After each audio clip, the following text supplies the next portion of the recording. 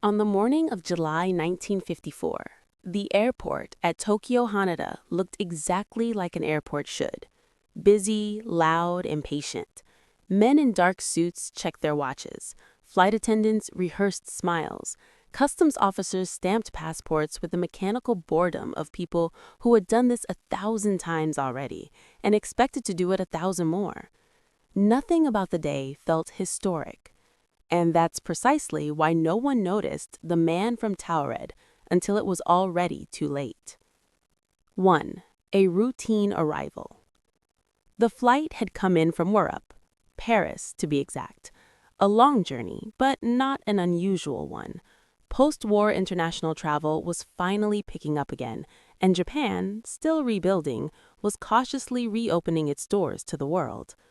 Passengers disembarked one by one. French businessmen, German engineers, a British journalist who smelled faintly of cigarettes and regret. And then there was him. He looked normal. That was the problem. A Caucasian man in his late 30s or early 40s, well-groomed, clean-shaven, dark hair neatly combed. He wore a tailored gray suit that looked expensive but not flashy, and he carried himself with the quiet confidence of someone who had crossed borders many times before. Nothing about him screamed suspicious. Nothing except one thing. When he reached the customs desk and handed over his passport, the officer frowned. Not dramatically, just enough. 2. The passport. The passport looked real, very real. High-quality paper, official stamps, multiple visas from countries across Europe and Asia, entry and exit stamps dating back years. The cover bore the name of a country that did not exist. Taured.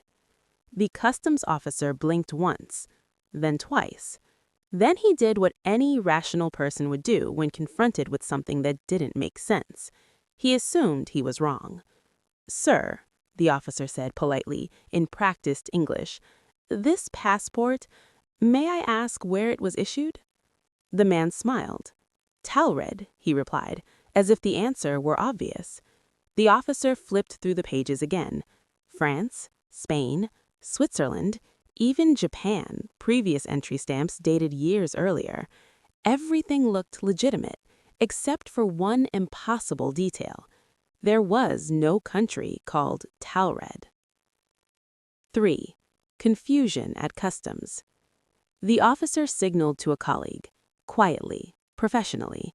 Within moments, 2 more officials were standing behind the desk, examining the passport. They asked the man standard questions. Purpose of visit? Business. Length of stay? 3 days. Employer? He named a company headquartered in Tokyo. The officer nodded and checked the directory. The company existed, had existed for years. Then came the question that changed everything. "Sir," the officer said carefully, "where is Taured located?" The man laughed, not mockingly, more like someone amused by a silly question. "Between France and Spain, in Europe." The officers exchanged glances. France and Spain bordered only one small country, and Taured was not it. 4. A map that betrayed reality. To clear up the confusion, one officer pulled out a world map. He laid it flat on the desk. "Please," he said, gesturing, "show us your country." The man leaned forward confidently, then froze. His finger hovered above the map. Slowly, his brow furrowed. "That's not right," he muttered. He scanned the map again. France, Spain, Andorra. He shook his head. "No," he said firmly, "that's wrong." The room went quiet. "My country should be here," he insisted, pointing to Andorra's location. "Taured has been there for over 1,000 years. One officer felt a chill crawl up his spine. Because the man wasn't confused. He was offended. 5. A man out of place. The customs officials escorted him to a private room. Not aggressively, not yet. They believed this was a misunderstanding, a language issue, perhaps, or a man suffering from stress after a long flight. They offered him water. He declined. They asked more questions. His name matched the passport. His accent matched the languages he claimed to speak. His wallet contained currency from Taured. Not fake, not obviously forged, just unfamiliar. He grew increasingly frustrated. "Why is everyone pretending my country doesn't exist?" he demanded. "We're not pretending, sir," an official replied carefully. "We simply have no record of it." The man leaned back in his chair, and for the first time, fear flickered across his face. 6. The hotel room. Authorities contacted higher officials, then higher still. By the evening, a decision was made. The man would be detained overnight while his identity was verified. Not in a cell, in a hotel room guarded by 2 officers outside the door. The man agreed reluctantly. He believed, absolutely believed, that by morning the mistake would be corrected, that Taured would be acknowledged, that he would be free to attend his meetings and fly home. Before being escorted to the room, he made one final request.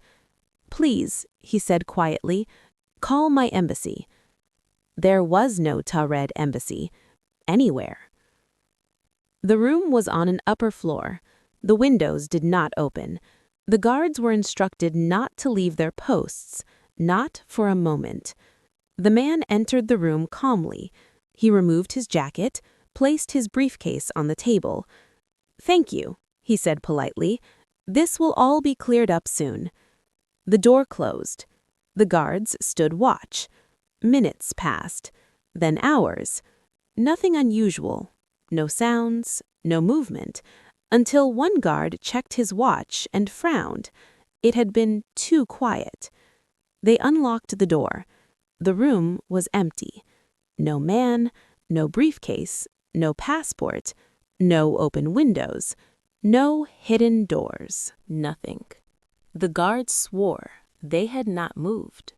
Hotel staff confirmed no one had exited. The man from Taured had not escaped. He had not been released. He had not been transferred. He had simply stopped being there. 9. The case that shouldn't exist.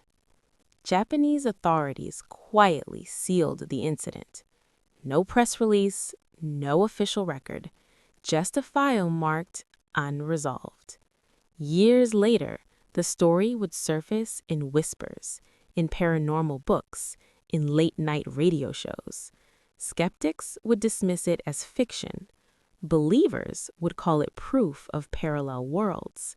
And historians would ask a far more unsettling question. What if the man wasn't lying? What if Taured really existed, just not in our version of reality? 10. A problem without a category. When Japanese officials reviewed the incident the next morning, they ran into an unexpected problem. There was no protocol for this. People lied all the time at borders. People carried fake passports. People pretended to be from places that didn't exist. But those cases usually fell apart quickly. Bad paper quality, incorrect stamps, obvious inconsistencies. This case had none of that. Every stamp in the man's passport matched real border crossings. Every visa corresponded to a real embassy, just issued by a country that wasn't supposed to exist. Even the ink chemistry was consistent with the era. If the passport was fake, it was the most sophisticated forgery Japanese authorities had ever seen. And yet, the country named on the cover, Taured, appeared in exactly 0 atlases, geopolitical databases, or international records. It wasn't even listed as a historical footnote. It was as if someone had invented a nation and somehow convinced reality to play along. 11. Tracing the man's footsteps. Authorities attempted something simple. They traced his travel history. The passport showed the man had entered Japan several times before, which raised an obvious question. If he had entered before, who stamped him in? Customs records were checked, flights from Europe, dates, passport numbers, nothing. No record of him, no arrival, no departure, no visa application. It was as though the man existed only on paper, and even that paper had vanished with him. The guards were interrogated, hotel staff questioned, no inconsistencies, no sign of bribery, no unexplained gaps. The man hadn't escaped, he hadn't been released, he hadn't been transferred. From a procedural standpoint, the situation was impossible. From a human standpoint, it was terrifying. 12. Taured, according to him. Before his disappearance, the man had been interviewed extensively. Those transcripts, never officially released, would later become the most disturbing part of the story. According to him, Taured was a sovereign European nation. It had existed for over 1,000 years. It occupied territory overlapping modern-day Andorra. It had its own language, currency, and diplomatic relations. It was a frequent participant in European trade agreements. When asked about Andorra, he was genuinely confused. He said, "That's a region, not a country." When shown modern European maps, he became visibly distressed. He insisted borders had changed, not gradually, abruptly, as if someone had taken an eraser to his world. 12. A man experiencing reality shock. Psychologists would later coin a term for what the man appeared to be experiencing: reality dissonance. It's the kind of shock that occurs not when you're wrong, but when the world around you suddenly is. Witnesses reported his demeanor changing throughout the interviews. At first, polite and confident, then confused, then frustrated, finally afraid. Not the fear of someone caught in a lie, but the fear of someone realizing that everything familiar has vanished. At one point, he reportedly asked a question that chilled the room. "If Taured doesn't exist here," he said slowly, "then what else is different?" 13. Parallel Earths, not just science fiction. To modern ears, this sounds like science fiction, but in the 1950s, a strange thing was happening in physics. Scientists were beginning to question the idea of one single universe. In 1957, just 3 years after the Taured incident, physicist Hugh Everett III proposed the many worlds interpretation of quantum mechanics. The idea was radical. Every decision, every quantum event, every possible outcome, all of them happen, just in different universes. At the time, the theory was dismissed as philosophical nonsense, but decades later, it would gain serious scientific attention, which raises an uncomfortable question. What if the man from Taured didn't travel through time, but sideways? 12. The Andorra problem. Let's talk about Andorra, because this is where the story gets unsettling. Andorra is small, very small. It's wedged between France and Spain like an afterthought.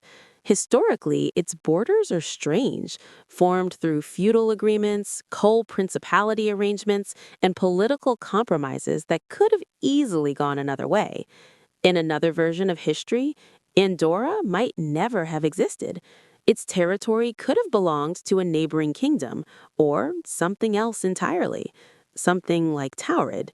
If a single treaty had gone differently, if a war had ended another way, if a royal marriage had not happened, a country like Taured could have existed in another timeline. 16. Accidental dimensional travel. Most theories assume advanced technology, machines, portals. But what if the man didn't travel on purpose? There's a growing body of research, both fringe and academic, around spontaneous dimensional slips, moments when Airplanes pass through electromagnetic anomalies, Earth's magnetic field fluctuates, consciousness and physical location temporarily desynchronize. The man boarded a plane in Paris, he landed in Tokyo. That part checks out. But what if somewhere in between he crossed a boundary that most of us never even notice? Not into the future, not into the past, but into a world that's almost identical to ours, except for one small country that never existed. 12. Why he disappeared.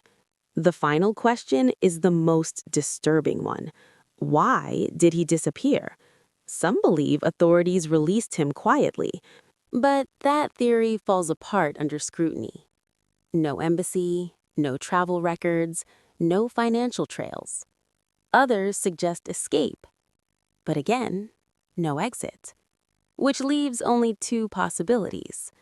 Either the entire story is fabricated, or the man returned to where he came from, not by walking out a door, but by reality correcting itself, like a file closing.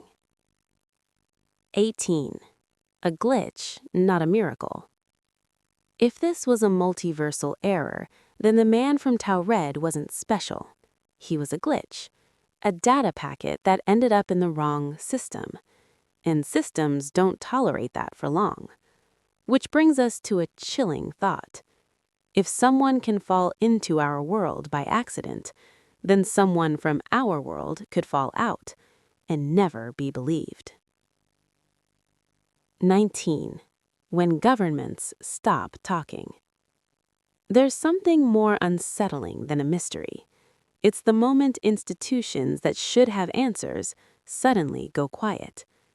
After the disappearance of the man from Taured, Japanese officials did exactly that. They stopped talking. No press briefings, no internal memos that survived, no mention in airport logs. The case wasn't labeled unsolved, it was labeled closed, which, historically speaking, is bureaucratic code for, we don't want this question asked again. And that alone tells us something important. Because governments are very good at dealing with liars, they're less comfortable dealing with things that don't fit the rules. 20. Why there was no public panic. You might wonder why news of this never made headlines. After all, a man vanishing from a guarded hotel room sounds like front-page material. But context matters. This was 1954. Japan was still rebuilding. Cold War tensions were rising. Nuclear anxiety hung over every major city. Governments had learned something during World War II. Public belief matters.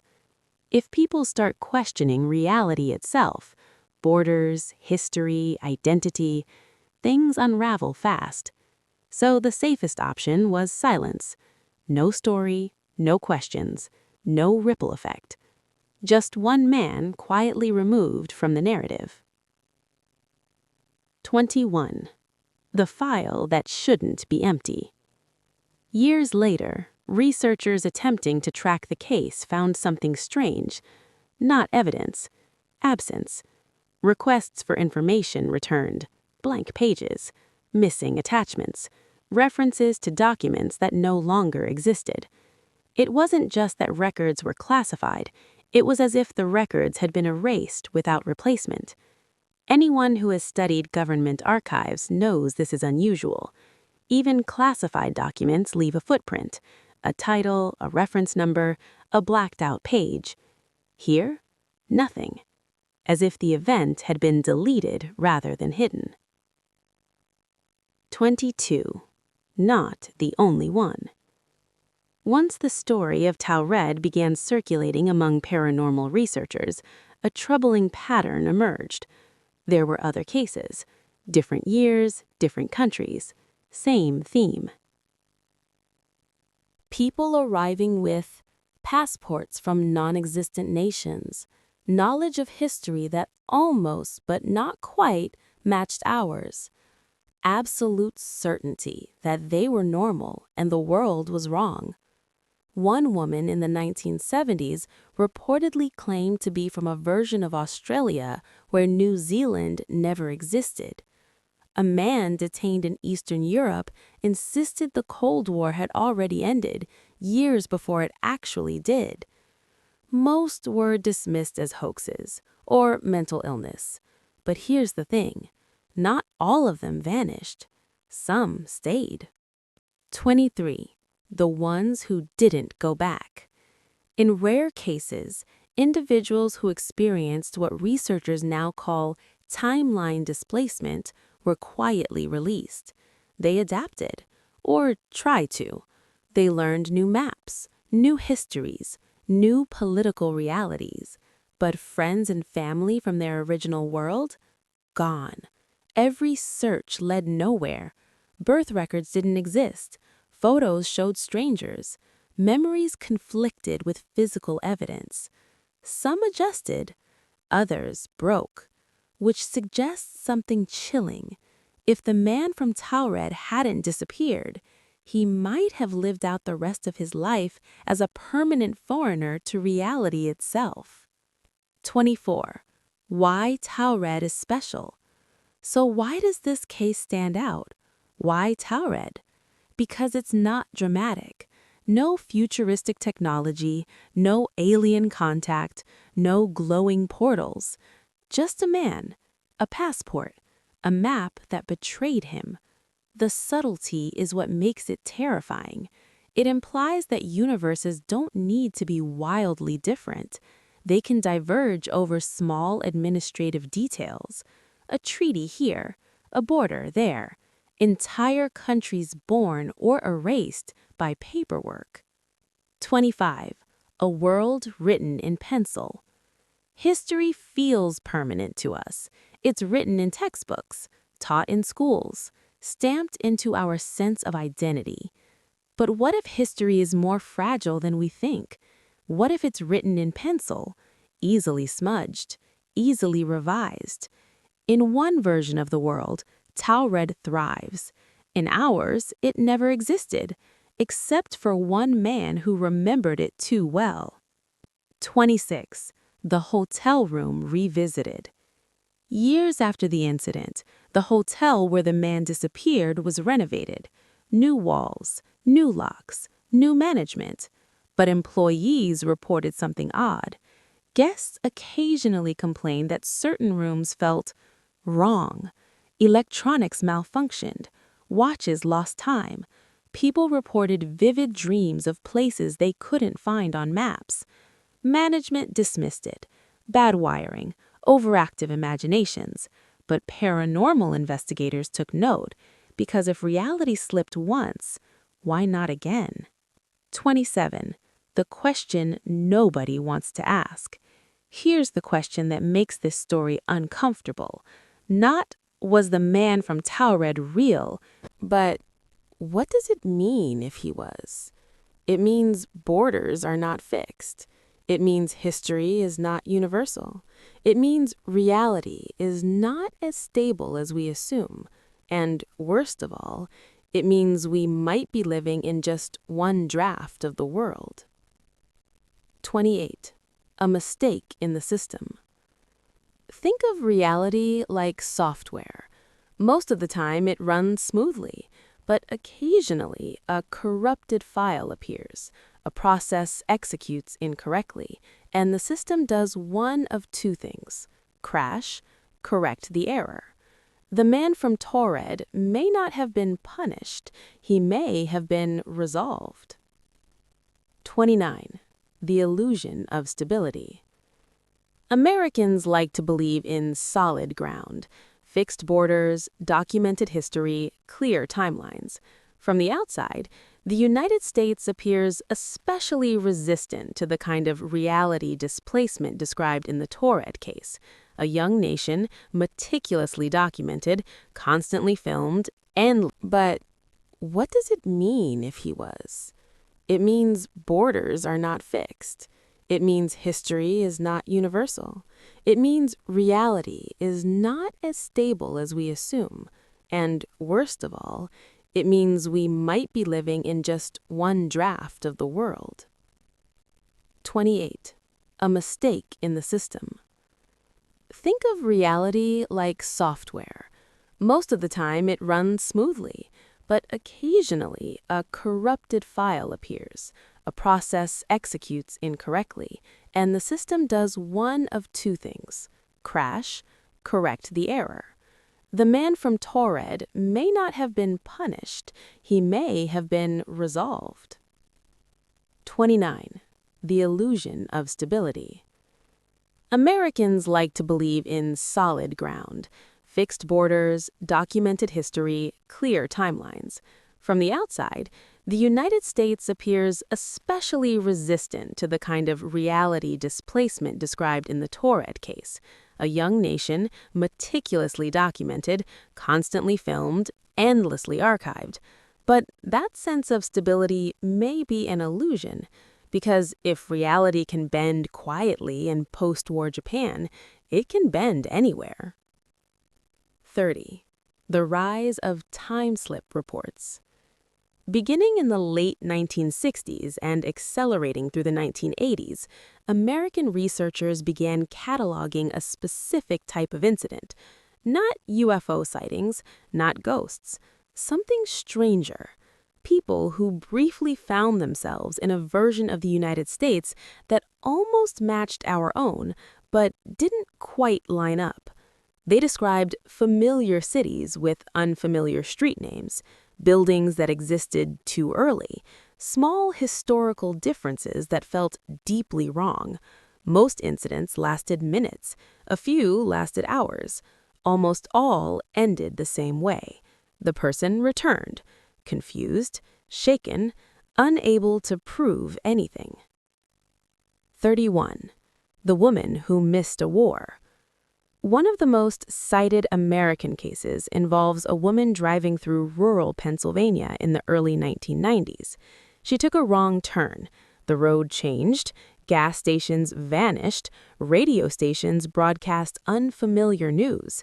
According to her account, the United States was at peace with a country she had never heard of, one that did not exist in our timeline. When she finally found her way back to a main highway, everything snapped into place. Hours had passed, her car had barely moved, and the war she missed never happened. Or perhaps it happened somewhere else. 32. Airports where reality gets thin. Notice something familiar? Airports again, just like Tokyo Haneda. Airports are strange places. They exist between destinations, between jurisdictions, between identities. You are not fully anywhere while inside one, which might explain why a disproportionate number of reality displacement stories occur there.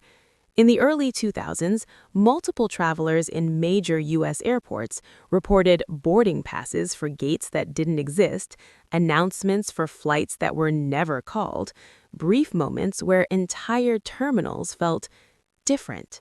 Most brushed it off: stress, jet lag, imagination.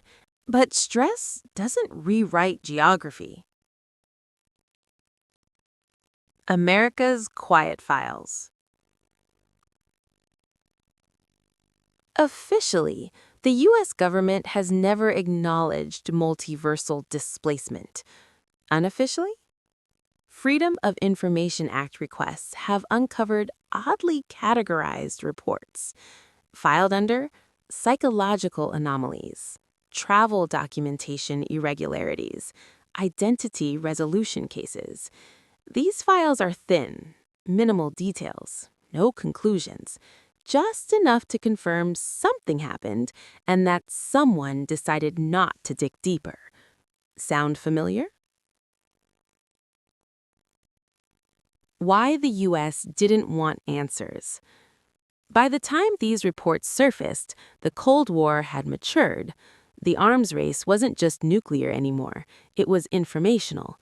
The last thing any government wanted was widespread belief that borders were unstable, history could change, reality might fork without warning. Because if reality itself is uncertain, authority becomes negotiable. So the approach remained consistent: Dismiss, redirect, normalize. If you can convince people they're mistaken, you don't have to explain the impossible. When differences are too small to notice. Here's the part that makes Taured especially relevant to Americans. The differences weren't dramatic. The man didn't claim dinosaurs still lived. He didn't arrive with futuristic technology. He didn't predict world-ending events. He noticed one thing: a country missing. What if most reality shifts are that subtle? What if we don't notice because we're not looking for what isn't there? Mandela effects and micro-realities. By the 2010s, the internet gave these ideas a new name: the Mandela effect. Collective memories that don't match recorded history. Different logos, different spellings, different events. Most explanations blame faulty memory, and often that's fair, but not always, because memory errors usually vary. Mandela effects cluster. Large groups remember the same incorrect thing, which suggests something else. Not memory failure, but memory persistence. What the man from Taured would see today. Imagine the man from Taured arriving now. GPS maps instead of paper ones, digital records instead of stamps, instant global databases. He wouldn't make it past the first scanner. The system would flag him immediately, not because he's lying, but because the system only recognizes this version of reality, which means something unsettling. Modern systems aren't just checking identity, they're enforcing timeline consistency. The cost of staying. If you fall into the wrong reality today, you don't disappear, you get stuck. No passport, no history, no proof you belong anywhere. You become a statistical error, a person without a past, which may explain why stories like Taured feel older, cleaner. In the modern world, glitches don't vanish. They get archived. 39. The quiet fear beneath it all. The reason stories like this endure isn't because they're spooky. It's because they strike a nerve. They suggest that everything we trust, maps, borders, history, is provisional. That reality might not be a single road, but a network of nearly identical paths. And occasionally, someone takes the wrong exit. 40. Science tries to catch up. By the time physicists seriously revisited multiverse theory in the late 20th and early 21st centuries, the story of the man from Taured had already become folklore. But science had begun drifting, quietly, toward the same uncomfortable territory. Quantum mechanics suggested that reality is not fixed until observed. Cosmology suggested that the universe may be one of many. String theory hinted at extra dimensions folded into spaces too small to perceive. Individually, these ideas are abstract. Together, they paint a troubling picture. A picture in which reality isn't a single structure, but a stack, layered, adjacent, mostly invisible to one another. 41. The theory of near-identical worlds. One emerging idea among theoretical physicists is the concept of near-identical universes. Worlds that differ not by dramatic events, but by administrative ones. A treaty signed differently, a border drawn a mile east, a kingdom that survives instead of dissolving. In one of those worlds, Taured doesn't sound strange, it sounds inevitable. A country that endured quietly while its neighbors changed. A country erased not by war, but by paperwork. 42. Why Taured feels so real. Critics often ask, if Taured existed, why isn't there more evidence? But that assumes evidence travels with the traveler. The man didn't bring his world with him. He brought memories, and memories don't survive translation. Documents failed, maps betrayed him, authorities dismissed him, not because he was wrong, but because he was out of sync. 43. Reality as a self-correcting system. Here's the idea that unsettles even skeptics. What if reality has an immune system? Anything that doesn't belong triggers a response. Not immediate, not violent, just corrective. A person appears where they shouldn't. Reality tolerates it briefly, then resolves the contradiction. Like a spell checker fixing a word it doesn't recognize. The man from Taured may not have been erased, he may have been returned. 46. The moment it happened. Think about the hotel room again. No struggle, no sound, no escape, just absence. The cleanest ending imaginable, almost considerate, which suggests this wasn't chaos, it was order reasserting itself. 45. The question of choice. Was it voluntary? Did the man realize what was happening? Some speculate that the moment he truly accepted that Taured didn't exist here, the moment doubt replaced certainty, he destabilized. If identity anchors reality, then losing that anchor could be enough, not to die, but to go home. 46. The world he returned to. If he did return, what did he find? A familiar passport booth? A world where Taured still appears on maps? Officials who never questioned his nationality? Maybe he arrived shaken. Maybe he told no one. Or maybe he tried and became their version of a madman. Because here's the cruel symmetry. In his world, we don't exist. 47. Why this story won't go away. The story of the man from Taured survives because it refuses to resolve. There is no villain, no hero, no lesson neatly wrapped, just a question that hangs in the air. What if reality is more fragile than we think? Not fragile enough to collapse, just fragile enough to slip. 48. The most terrifying possibility. Here's the thought that keeps researchers awake. What if Taured didn't vanish? What if we moved? What if history subtly adjusted and we never noticed? What if entire countries, people, and truths have already slipped out of our version of the world? And the only reason we're not panicking is because we don't remember them. 50. The final thought. The man from Taured didn't arrive with warnings. He didn't announce a cosmic truth. He simply tried to cross a border. And for a brief moment, the world revealed a crack, then closed it, and moved on. Epilogue. Somewhere else.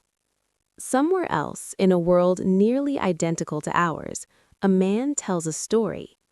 About the time he traveled to Japan. About the officials who insisted his country didn't exist. About a night in a hotel room where the walls felt wrong. And how, without warning, he was home again.